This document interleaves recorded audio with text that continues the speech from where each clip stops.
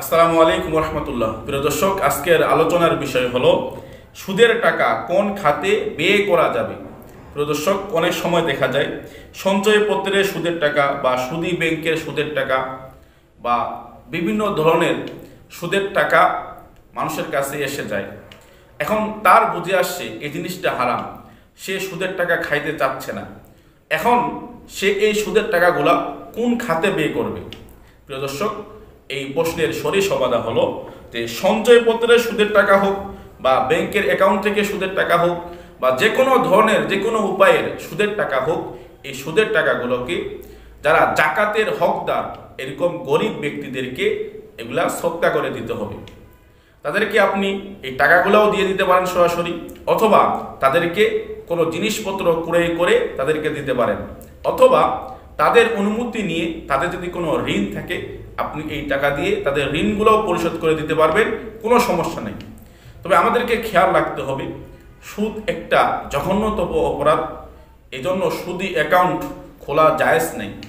সুদ কত বড় জঘন্যতম অপরাধ, আল্লাহ তাআলা কুরআন মাজিদের মধ্যে বলেন, ফাইল্লাম তাফআলু ফাআযানু বিহারবিম মিনাল্লাহি ওয়া রাসূলিহি। যারা সুদ খাবে কিয়ামতের দিন আল্লাহ তাআলা তাদেরকে বলবে যে অস্ত্র নেও, আল্লাহ এবং আল্লাহ রসুলের সঙ্গে তোমরা যুদ্ধ করো। এবং আরেক হাদিসের মধ্যে আসছে, আল্লাহ নবী সাল্লাল্লাহু আলাইহি সাল্লাম বলেন, লির রিবা সাবউনা জুজআন আইসারুহা আইয়ানকিহা রাজুল উম্মাহ।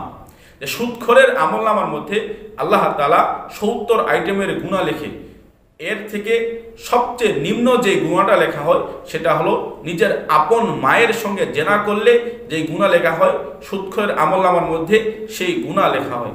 এজন্য সম্মানিত উপস্থিতি, আপনার আমার জন্য উচিত হলো এই সুদ খাওয়া থেকে বেঁচে থাকা। যেই ধরনের সুদ হোক না কেন, ব্যাংক থেকে হোক, জমি বন্ধক নেওয়ার মাধ্যমে হোক, বা অপর ভাইকে টাকা ধার দেওয়ার মাধ্যমে হোক, যেভাবেই হোক, সুদী অ্যাকাউন্ট খোলা থেকেও বাঁচতে হবে এবং সুদ খাওয়া থেকেও বাঁচতে হবে। দলিল আল মাবসুত লিস-সরখসি 52 নম্বর খণ্ড 172 নম্বর পৃষ্ঠা, আল মুহিতুল বুরহানি 10 নম্বর খণ্ড 375 নম্বর পৃষ্ঠা, আল ইখতিয়ার 2 নম্বর খণ্ড 568 নম্বর পৃষ্ঠা, আদ-দুরুল মুখতার 2 নম্বর খণ্ড 339 নম্বর পৃষ্ঠা। আল্লাহ তাআলা সকলকে বিষয়টি বোঝার জন্য তৌফিক দান করুন।